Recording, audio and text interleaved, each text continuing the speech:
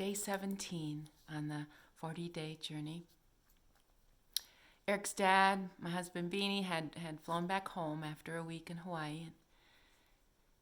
He asked if I still wanted the hotel, and I didn't because I knew I couldn't leave Eric, and it was across town, and it would just be such a far trip if I needed to get back, and I didn't know my way around town, and I didn't want to learn. All the streets are in Hawaiian, and very long, and they need to buy a vowel. Lots of consonants, hard to read, hard to pronounce, and all of that just overwhelmed me. I said, I'm not going to use the hotel, so no. But he said, I'll just keep the car. He had rented a car. And I said, well, I don't know if I'm going to go anywhere. And he said, well, just in case. And that was good, but I just thought about the money it was costing to rent a car week by week when I didn't really go anywhere. But anyway, I was just lying on a cot in Eric's room and washing my hair in the sink occasionally, and I was just about had it. There can only be so much of that before it does get to the caregiver. And in walks a nurse from another floor, and she said, I'm from OR, I'm from the operating section on first floor, second floor, whatever. And she said, my name's Lana, and we've been praying for you at our church, you and your son Eric. And I just wanted to offer my house. We have an extra bedroom, and it's just my husband and I just wanted to offer. And I thought, oh, wow. Becky and Noel had offered their house, but that was a good half an hour drive. So that was worse than a hotel as far as distance. But I thought a bed, a real bed and a real shower and a real home. And I called them one night when I was tossing and turning, and they weren't home. And I left a message, and I said, I think I'll take you up on the house.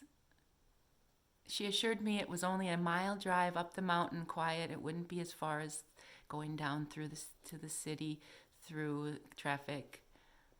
And so she assured me that I could come anytime. And so when she returned my call that next night, I did go to their house. And it was getting closer to Christmas, and they were doing Elf on the Shelf. And I'd wake up in the morning, and the elves would be doing something else mischievous. But there was also a note on the fridge to help myself to bagels or toast or whatever, fruit. And they always had a thermos of fresh coffee ready for me to go. They eventually just made me a house key. When I had prayed for God to go ahead and prepare Hilo, he had a house for me.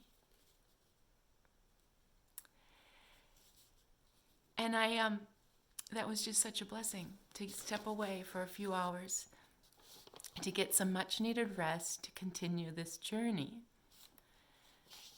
And when I would come back into town usually, and when I would go home on that short little drive up the mountain, down the mountain, the mile drive to the hospital or back home, I would turn on K-Love music. And it was really remarkable, the songs that would come on when I needed to hear an encouragement and I needed to hear a certain word. And so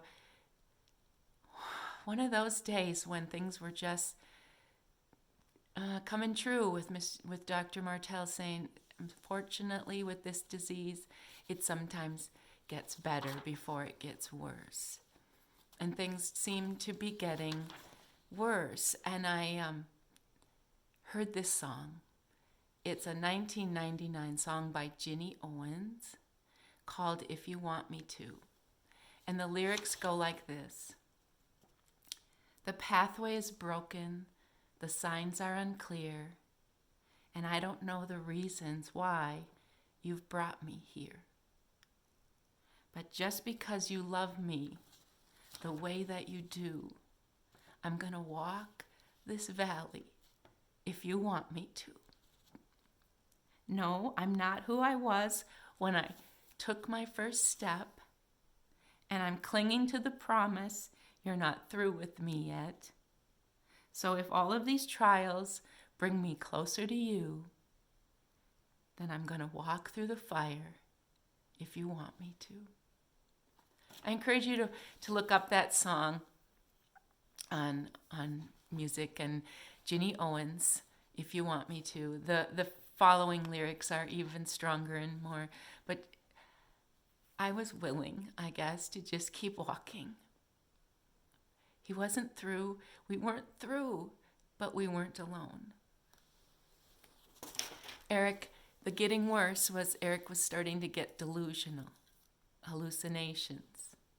He would be talking very strange when I would get to, I remember being there all day and going just downstairs to get something to eat and coming back up, and Eric said, "Oh, I talked to Joe." And I thought, our Joe? If you know my Joe, he doesn't call people on the telephone much, if at all. So it was strange to think that he and Eric had a phone conversation and that he had it while I was just stepping away. And he told me what Joe had said and talked about, and then all of a sudden he said, "Dang it, I hate when that happens." I said, "What?" And he said, "It seems so real that Joe called me. Joe didn't call. It just seemed so real." And then I encouraged him to eat supper one night, and he looked at his plate and he said, I can't dig it up. It's under the dirt. I can't dig it up. I'm just too tired to dig up my supper." And I was like, "Oh, it's right here. I'll give you a bite." And he just really argued with me how he didn't have the strength to dig up his supper. And I became alarmed, and I remember him just not really arousing as easily. And I would say, "Eric, Eric," and he just wasn't responding, and then he would. And I just called in the nurse, and I kind of told her my concerns, and she thought perhaps medications were needing to be adjusted. Some of the opioids that he was on would certainly cause some of those symptoms, but she herself tried to awaken him, and she hollered his name right in his face, and it took quite a bit for him to respond. And so she just said that she would tell the doctor, and they would most likely adjust the medicine, and it would, get better. And actually, then she asked him some of those standard questions, cognitive testing, and she said, "Who's the president?" And it would have been Obama, the correct answer. And Eric said, "George W. Bush." And then as she was asking another question, he said, "Oh, by the way, I know that the president is Obama, but I want to say when you were asking me that question, it was the past. So I was answering George W. Bush because you were asking me in the past." So he was arguing why he knew he answered George W. Bush, even though Obama is the president, and he was really explaining away why. So his mind was doing some very strange things. And yet they adjusted the meds, they checked the meds, and then all of a sudden he just seemed to be cognitively there and eating and not being strange, and he was resting comfortably and had showered, and I thought, I'm going to step away. He's doing a little better, and they adjusted those meds, and that's what it was. So I had been told that there was this awesome sandwich shop downtown, and I needed to go get, and I don't even know, maybe somebody gave me a coupon. It was just those kind of aloha in Hawaii all the time. And so I remember going down to this restaurant to get a takeout sandwich. My goal, my plan was to go get a sandwich and then go home and take a nap. And then come back and spend the evening with Eric. And so I go downtown, I get this amazing sandwich. And I remember just eating it in the car, and it was just dripping down my chin, and I was enjoying every last bite. And I get home, and I don't know if I showered probably, and I was just going to get tucked into bed for just a little bit of a true nap in the quiet, beautiful, wonderful home of Lana. And the phone rang. And I thought, well, if it's anybody that I recognize, like from Hawaii, because people knew my number and had been so gracious, I'll just let it go to voicemail. If it's my husband, I'll tell him, I'll answer and say, I'm taking a nap, call me back. But it said Hilo Medical Center. So I answered, and it was Dr. Martell himself. And just that alone was alarming, because when does the doctor himself call? And he said, I'm just calling, and out of an abundance of caution, we have moved Eric to the ICU. He is showing the signs of going into a coma. He is going into the signs of that third stage of the fevers and the things we wanted to avoid. And his lack of responses and his delusion things are most likely from rat lungworm and not just from medication. And he said, we are not equipped on third floor to handle if Eric needs to be intubated or if there's immediate care. He needs to be in the facility, the ICU, where that can be done immediately. Getting better before it gets worse.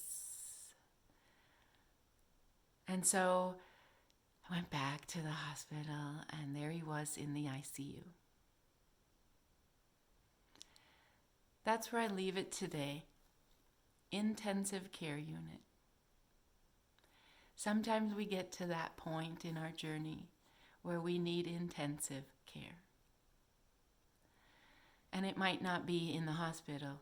It might be at home. It might be just in our quiet time with the Lord that we need intensive care. And so if you're in that stage where you need that, I encourage you again to hear Ginny Owen's words and her song. The pathway is broken, the signs are unclear, and I don't know the reasons why you want me here, why you brought me here. But just because you love me the way that you do, I'm going to walk this valley if you want me to. Praying for you.